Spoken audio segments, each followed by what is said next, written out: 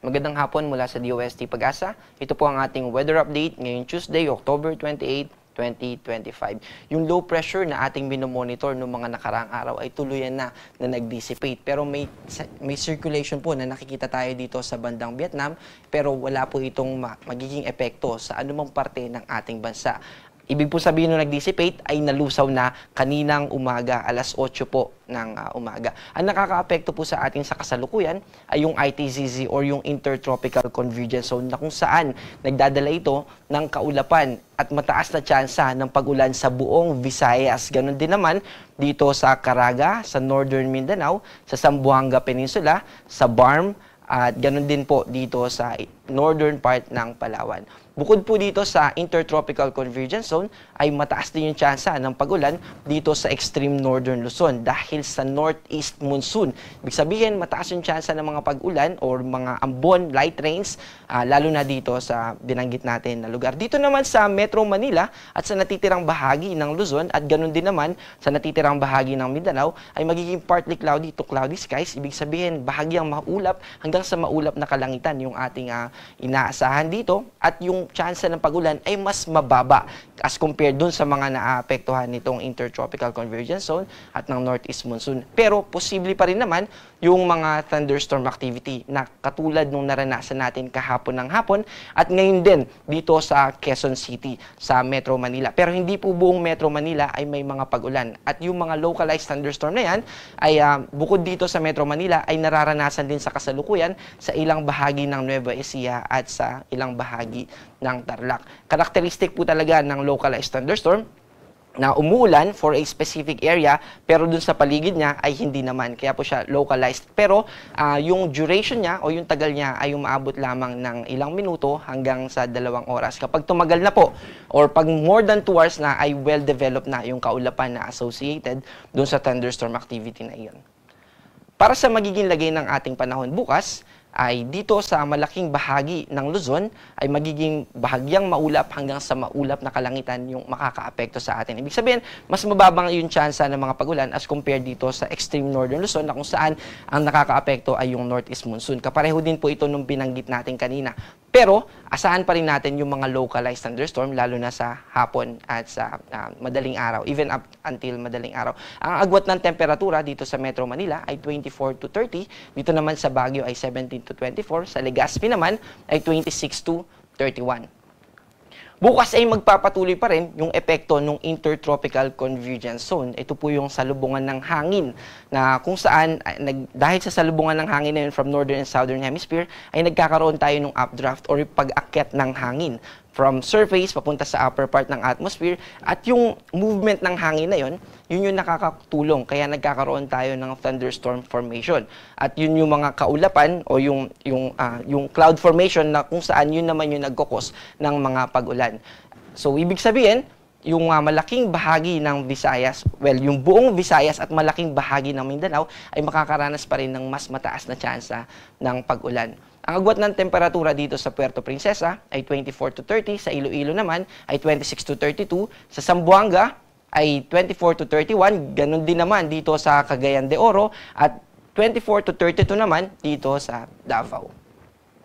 Meron po tayong nakataas sa kasalukuyan na gale warning. Kaya gusto nating paalalahanan yung ating mga kababayan dito sa extreme northern Luzon. Dito po yan sa Batanes at Babuyan Islands. Huwag po muna tayong pumalaot dahil posible tayo na maka-encounter ng pwedeng umabot ng 4.5 meters na mga pag-alon. Kaya mag-ingat po tayo at huwag po muna tayong pumalaot lalo na kung maliit na sasakyang pandagat yung ating gagamitin. Para sa inaasahan nating panahon sa susunod na 3 araw, simula Thursday hanggang Saturday. Crucial po or importante yung Saturday dahil marami po sa ating mga kababayan ay uuwi ng kanilang mga probinsya dahil sa undas. Dito po sa Metro Manila ay magiging maulap. Ibig sabihin ay mataas yung tsansa ng pag-ulan simula Thursday hanggang Saturday. Ganon din naman dito sa Legazpi.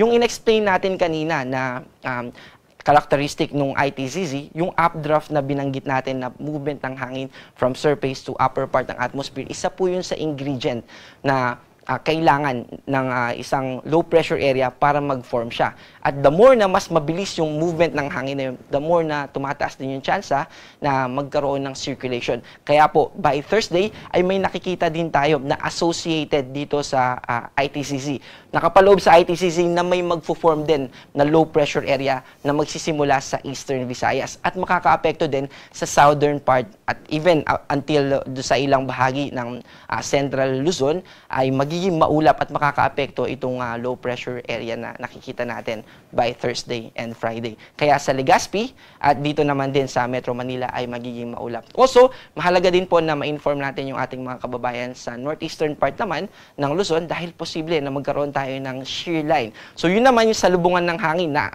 associated sa northeasterly winds. Yung northeast monsoon natin, yung malamig na hangin na galing sa northeastern part ng ating bansa, plus yung easterlies, kapag nagsalubong naman po yun, ay magkakaroon din ng kaulapan. Kaya gusto po natin paalalahanan din na sa mga susunod na araw, Thursday to Saturday, ay posible rin na tumaas yung tsansa ng mga pag-ulan natin, lalo na sa Cagayan Valley region. Dito naman sa Baguio, ay mananatiling bahagyang maulap hanggang sa maulap na kalangitan. Ibig sabihin, mas mababa yung tsansa ng pag-ulan dito sa Baguio as compared dito sa Bicol region at ganoon din naman dito sa Metro Manila at sa northeastern part ng Luzon.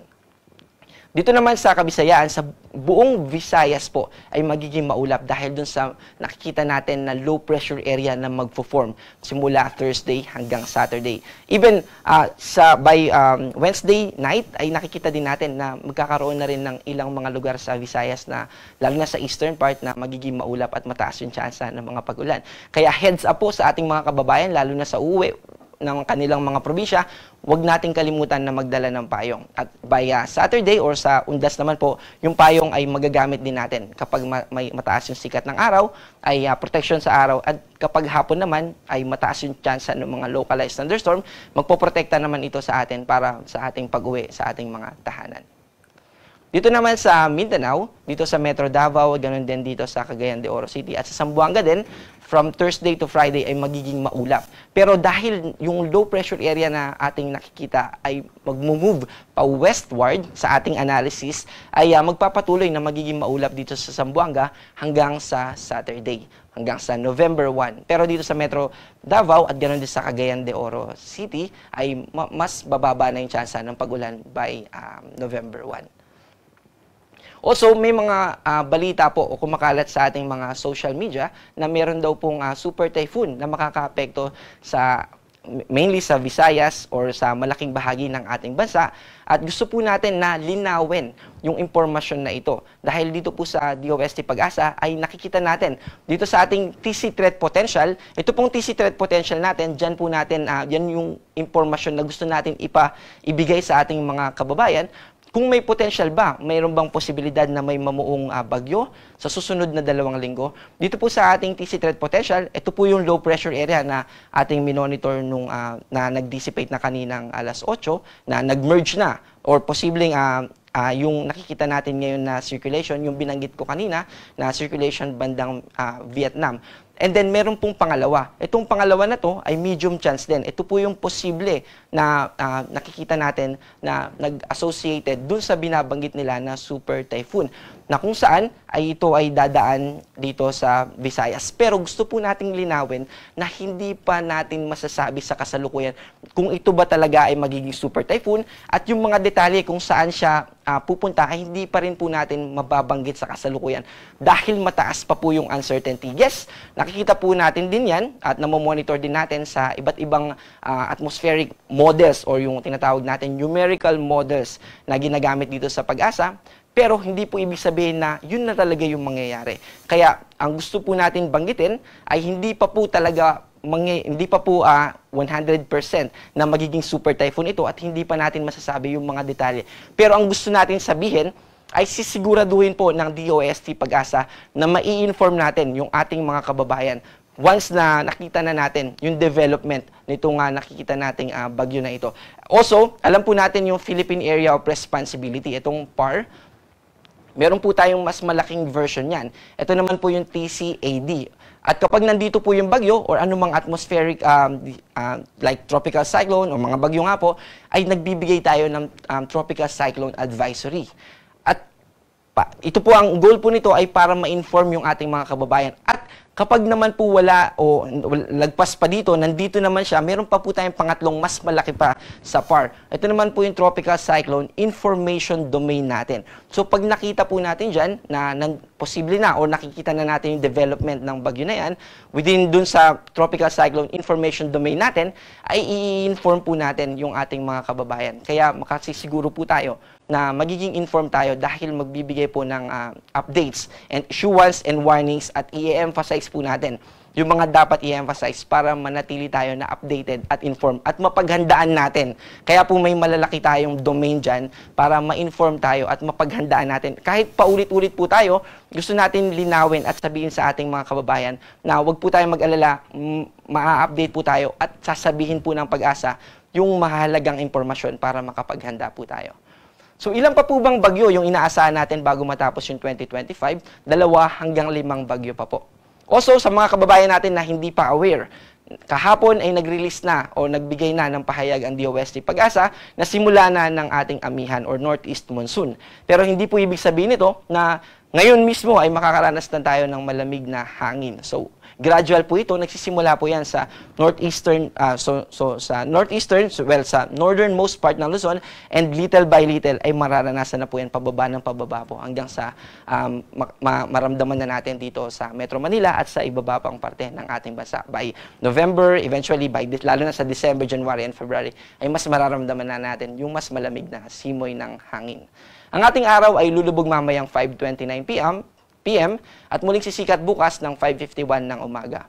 Ako po si John Manalo. Ang panahon ay nagbabago kaya maging handa at alerto.